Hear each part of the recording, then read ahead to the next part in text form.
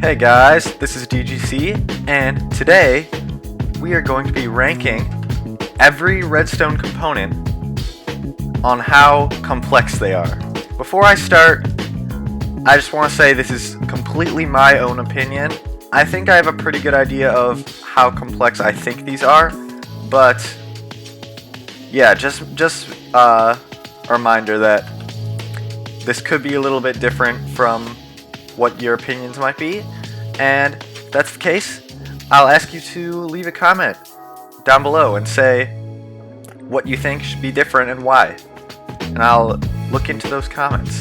One last thing before we start, I have grouped some redstone components together, like every pressure plate and button type is going to be under one, and also every door, trapdoor, defense gate, yeah, every one of those is going to be all in the same category. So, with that all done, let's just get started. And I think to start off E tier, we're just gonna put the regular redstone dust because, I mean, this is just the core foundation of redstone. Yeah, a signal goes through here.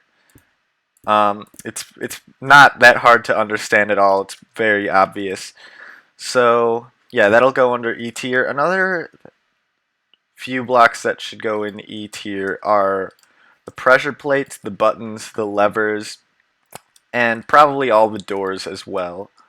Because similar to the redstone, although they're not as widely used as the redstone, but they're very simple with what they're intended to do, and these are all very easy to understand what their purpose is, which is another reason why I'm putting them in E tier. But I think that will be all that I do for E tier, because all the rest of these components, I would say, are pretty straightforward, but not as straightforward as those.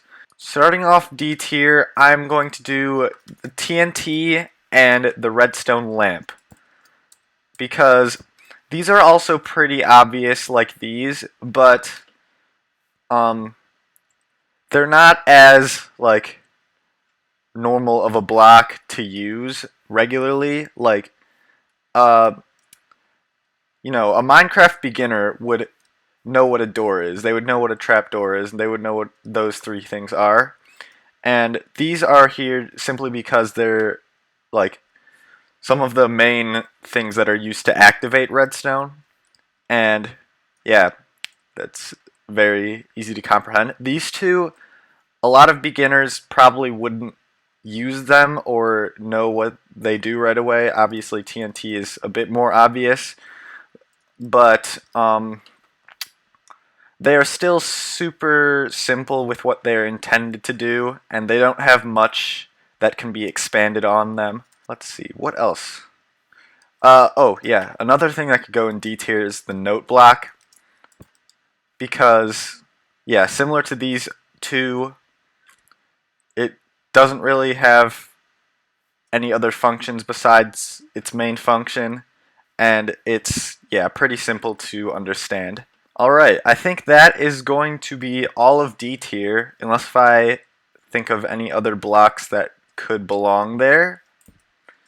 But starting off C tier, I'm going to put the tripwire hook. This is another activator like these three, but it's way less common to use, and it's a bit different in how you use it, because instead of just placing it down, you need to get some string, you need to get some blocks. I don't know why I got a brown mushroom block, but, and then yeah, once this goes down, it's then activated, and you can step on it.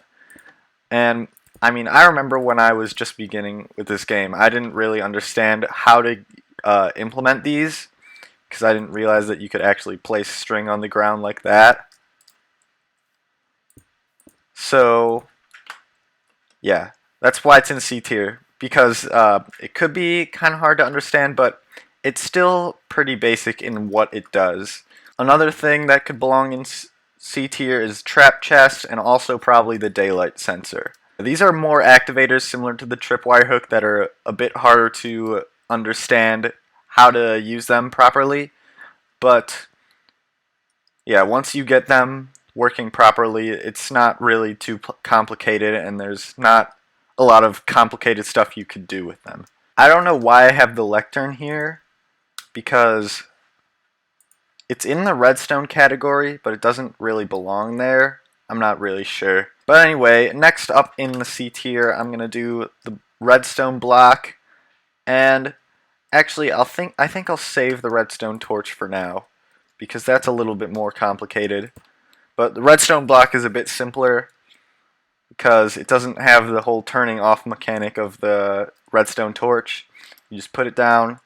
Actually, I think this even goes in D tier, because it's really simple in what it does. It just powers blocks around it.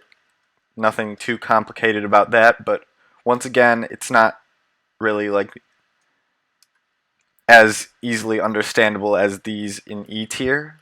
I think that will be it for C tier then. And starting off B tier, I am going to put both piston variants.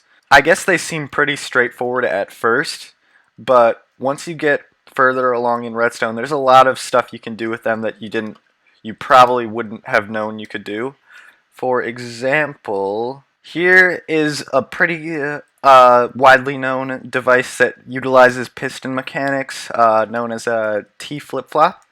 And basically what it does is it makes a button work like a lever.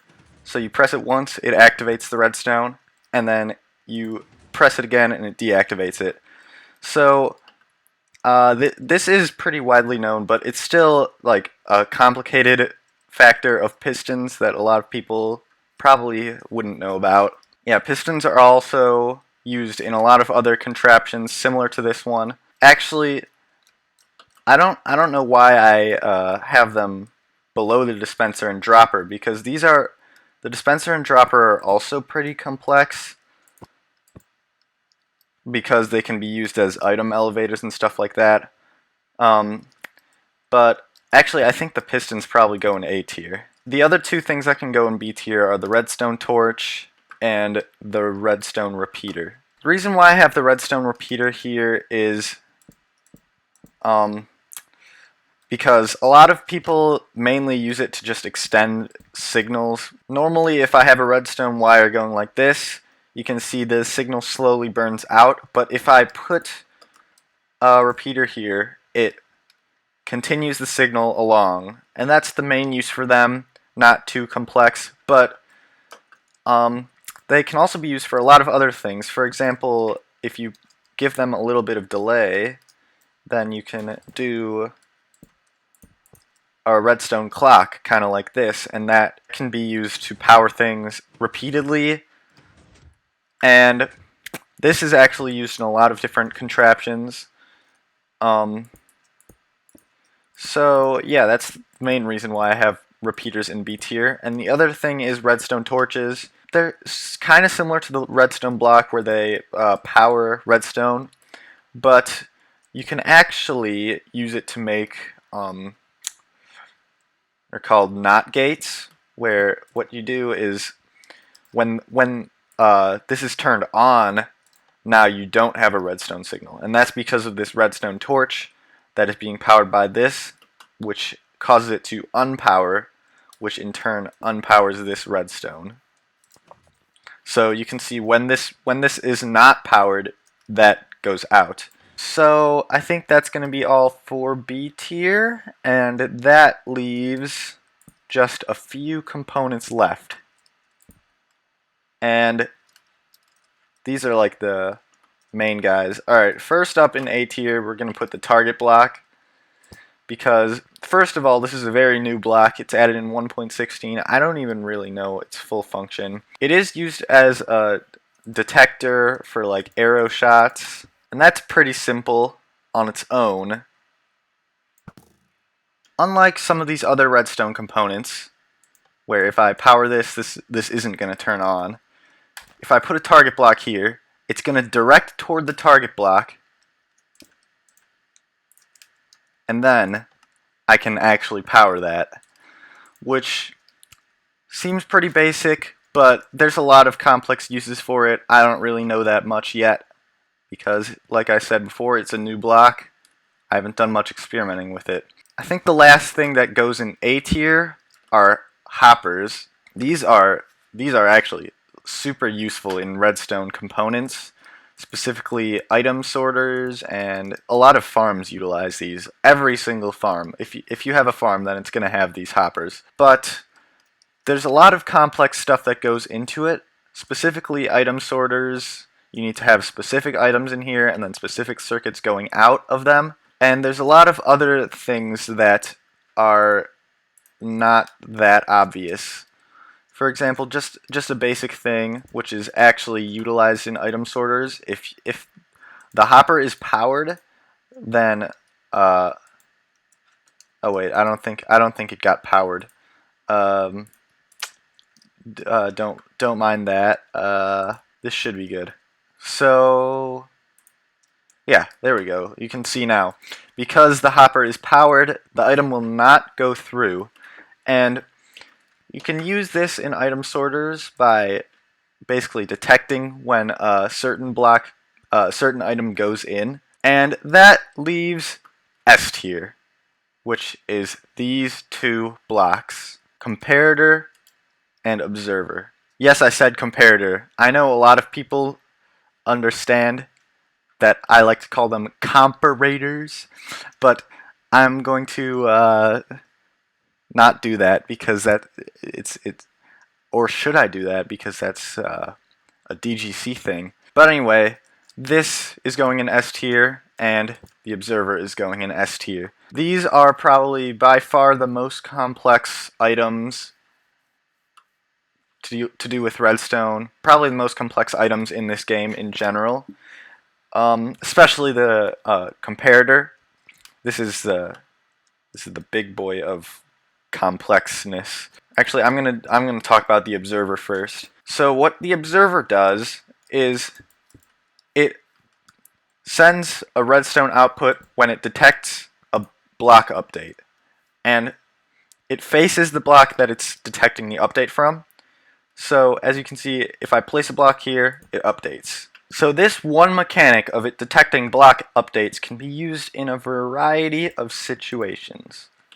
For example, one of these situations, forgot to get a lever, it'll detect when I push the piston out and it sends a signal.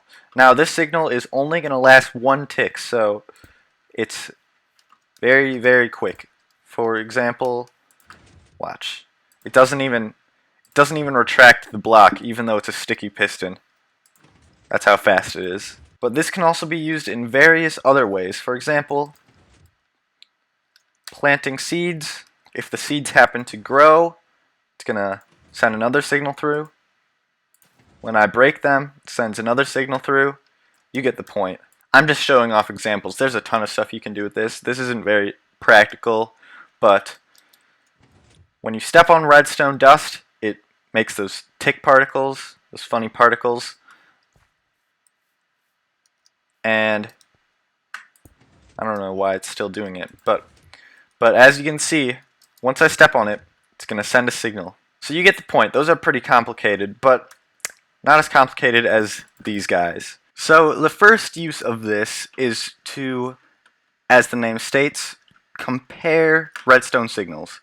So this signal going through this way is going to power this piston like normal.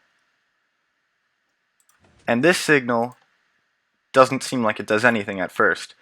But if you have this signal going and then power this signal, the piston is going to unpower. Another function that these have that is way more commonly used than the last one I mentioned is its ability to emit a signal strength based on a container that it is facing kind of like this way. So as you can see, this chest is a normal chest. It's not emitting any signal at all, but when I put some items in it, it's going to power it just a little bit. So when this gets filled up more and more, the signal is going to get bigger and bigger, and this can be used in a variety of situations. And as well as this, it's not just chests that this works with. For example, cauldrons. You can put water in them. Item frames, stick an item in them, and depending on which way it's facing, the signal strength gets bigger. If you have a lectern, it emits a different signal depending on what page you are on in the book. And even cake. Yes, cake. As you eat the cake, the signal gets smaller.